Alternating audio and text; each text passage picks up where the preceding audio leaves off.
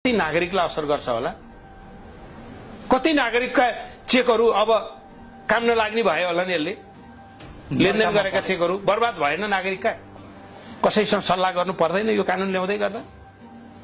कति नागरिकहरूसँग यस्ता चेकहरू हुन सक्छन् भनेर विचार गर्नु पर्दैन कानुन बनाउने मान्छेहरूले? स्वयं मात्रै यो बैंकिङ कसुर तथा सजाय ऐन संशोधन भएर आएको राजपत्र प्रकाशित भएर रहेछ, हेरेथे गएको 24 गते राष्ट्रपतिज्यूबाट प्रमाणीकरण भएर रहेछ।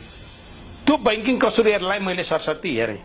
हेर्नुहोस्, त्यो बैंकिङ कसुर ऐनमा कस्तो व्यवस्था ल्याइएछ भने अब कसैले कसैलाई चेक दियो भने त्यो चेक बैंकमा पेश गर्दा सटाई नहुने अवस्था रहेछ। चेक दिने व्यक्तिको खातामा पैसा रहेनछ भने त्यो चेक बाउन्स हुन्छ। हजुर, तर त्यहाँ प्रावधान के राखिएछ भने पहिला सूचना दिनुस्, उसलाई यति दिनभित्र जम्मा गर भनेर, त्यस पछाडि त्यो सूचनाभित्र उसले जम्मा गरेन भने बाउन्स गर्नुस्। बाउन्स गर्ने अवधि 6 महिनाभित्र, यो अगाडि पनि थियो यो व्यवस्था, 6 महिनासम्म तपाईँले बाउन्स गर्न पाउनुहुन्छ र जाहेरी दिनुस्, जाहेरीबाट मात्रै यो मुद्दा चल्न सक्छ भनेर उहाँले त्यो विषय अहिले ल्याउनु भएको रहेछ।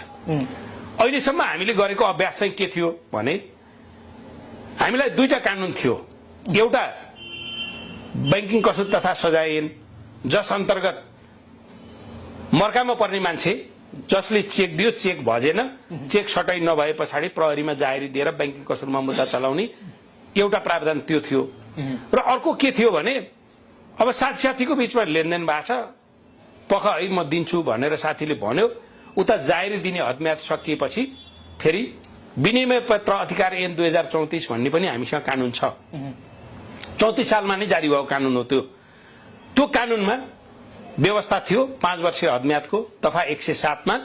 त्यो 107 को हदम्याद अहिले हटाइएछ। त्यसको अर्थ के भन्दा, त्यसको अर्थ अब 5 वर्षीय हदम्याद कुरेर म चेक अनादर मुद्दा चलाउँछु भनेर बसेका मान्छेहरूको ती चेकहरू काम नलाग्ने भए। हेर्नुहोस् कति अविवेकी छ राज्य। यसले कसलाई फाइदा गर्दैछ म भन्छु तपाईलाई अहिले पछि। कति अविवेकी छ राज्य। उ त्यहाँ इन्डियाले नोटबन्दी गर्यो, तपाईहरुलाई पनि जानकारी छ होला। नोटबन्दी गरिसके पछाडि इन्डियन सरकारले के गर्यो, भारतीय सरकारले भन्दा ल यति समयभित्र तपाईहरुसँग भएका नोटहरू सटाई गर्नुस्, त्यसभन्दा पछाडि तपाईहरुका नोटहरू काम लाग्दैन भनेर भन्यो।